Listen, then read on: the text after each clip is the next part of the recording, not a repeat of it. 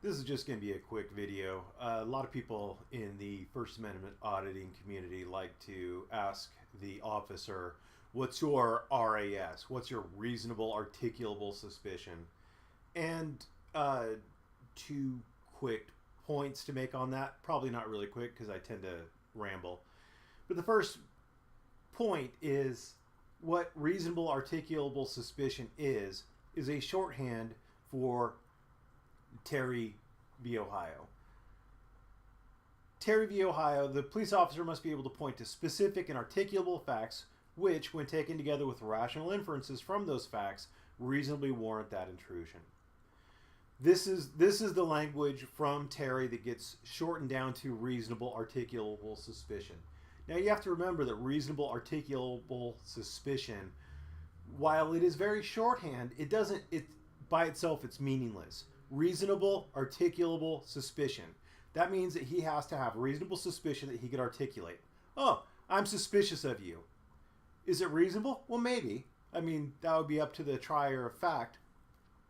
But he just articulated it. By itself, that phrase is meaningless.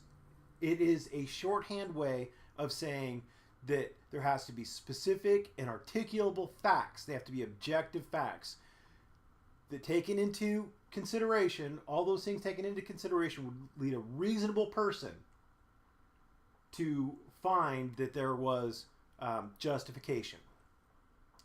And the second big thing is who makes that determination.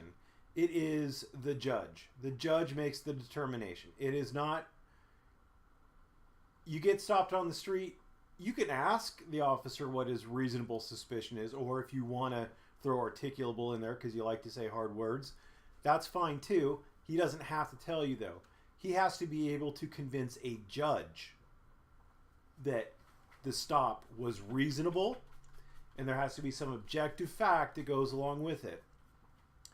And just so you know, like you say, hey, I'm filming is legal. In California, there might be statutory reasons to think that the police can't find that to be suspicious. Maybe. It depends on how you interpret 148G.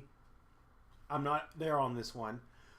But just remember the things that the courts have found to rise to the level of suspicious behavior. In Terry v. Ohio, we had 3 men. 2 men were walking back and forth from a corner to a store window. They'd walk to the corner, they'd look in the store window, and they'd walk back. One would do it, then the other one would do it. And they'd talk to each other, and it was all fun and fine. That's not illegal. There is absolutely nothing illegal about that. The court even mentions that shops have windows for the express purpose of allowing people to look in, and sidewalks are made for you to walk on. Therefore, everything those guys was doing was perfectly legal. A third person walked up, had a conversation with them, walked away, also perfectly legal. They met up in front of another store. Didn't do anything wrong. Well, technically they were conspiring, and maybe they had begun the attempt to rob a jewelry store, but they hadn't taken any action that to the police officer could rise to the level of probable cause of a crime. But he was suspicious of it. And the court held that that's fine. If we look at US v. Soklow, this is from '89. This is another case where absolutely nothing was wrong. He paid for a plane ticket with $20 bills. Okay. He traveled under a name that didn't match the name on that his cell phone number was listed on. Again, that's not a crime. None of these things were a crime. But when you add all those things together, you may have a reasonable suspicion supported by articulable facts that criminal activity may be afoot. Now, reasonable suspicion supported by articulable facts, that looks awfully familiar to what we were seeing in Terry v. Ohio. Around 21. Specific and articulable facts, which taken together with a rational inference from those facts, reasonably warrant the intrusion. So again, He wasn't doing anything illegal. Well, he was doing illegal things, but nothing that they could point at was illegal, and yet he was stopped. USVR Vizu. Gosh golly, this fella had the temerity to drive along a back road. He drove on an unpaved road in a remote area of southeastern Arizona. That's not a crime. But it was held to give reasonable suspicion for the search, and obviously for the detainment, because it was at a time when shift change was going on, and so those roads were less likely to be patrolled. It was in an area where it appeared that he may be trying to go around the inspection point. It was a vehicle, I believe it was a minivan. It was a vehicle that is very suited for smuggling people or drugs. You tag all these things together, none of those things is illegal in and of itself, and yet the sum total of it gives the officer the reasonable suspicion for the stop. Now, the articulable facts are, it's a minivan. It's during a shift change. It's at a point where they're likely to be circumventing the inspection point. And this one is perhaps my favorite, Illinois v. Wardlow. This one, Wardlow fled. He ran. His crime was running. He ran, they say, when he saw a caravan of police vehicles converge on an area of Chicago known for heavy narcotics trafficking. It's not illegal to be in an area of Chicago known for heavy narcotics trafficking. As far as I'm aware, all of Chicago is known for heavy narcotics trafficking. But maybe I watch too many gangster movies. But running is not a crime. Being in a heavy narcotics area is not a crime. Maybe he was running because his mom just called him and said that he's late for dinner. The police made a... They had a reasonable suspicion. They had a suspicion because they saw him see them, and then he ran.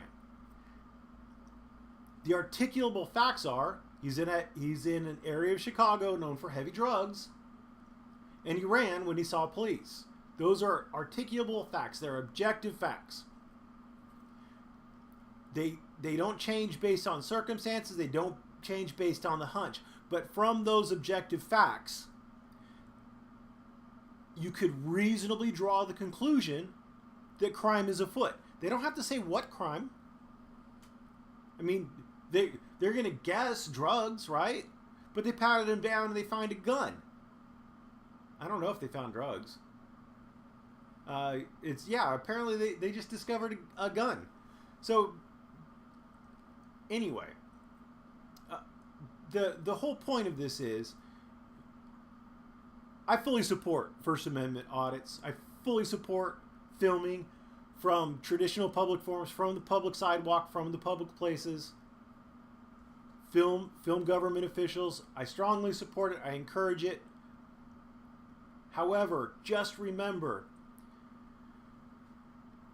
you filming police cars going in and out of their police station, when that officer says to you, it's suspicious, what he can do is he could point to objective facts.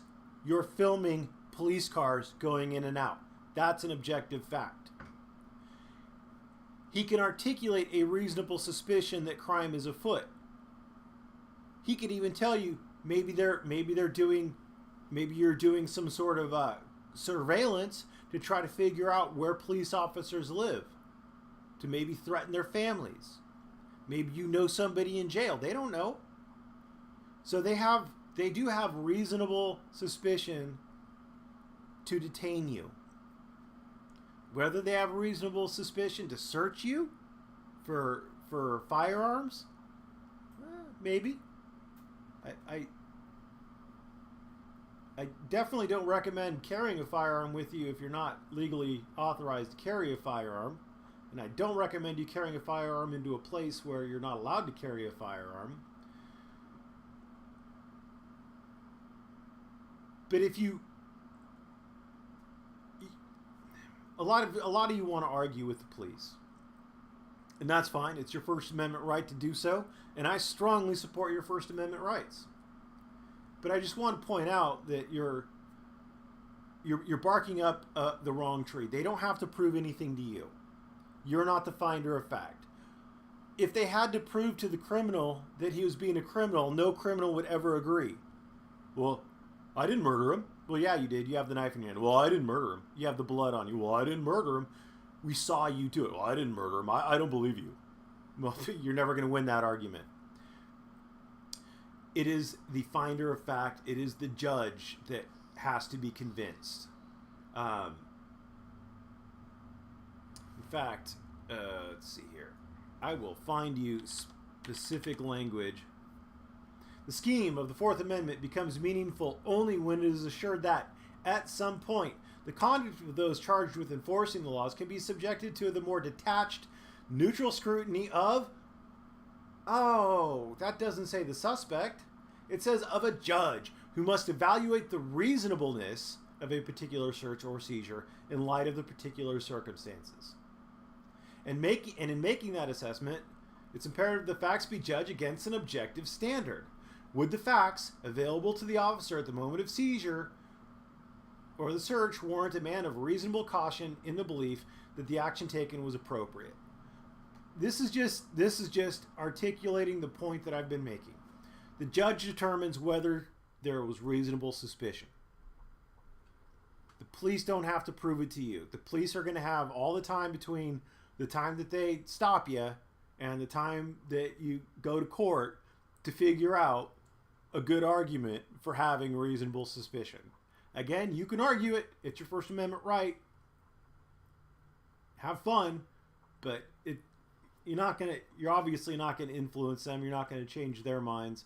They're going to do what they're going to do, and people are going to cry in the comments that, oh, it was unlawful, when it wasn't. I've seen some, but I have seen very few stops that were completely unwarranted. Very few arrests. Well, usually the arrests are unwarranted.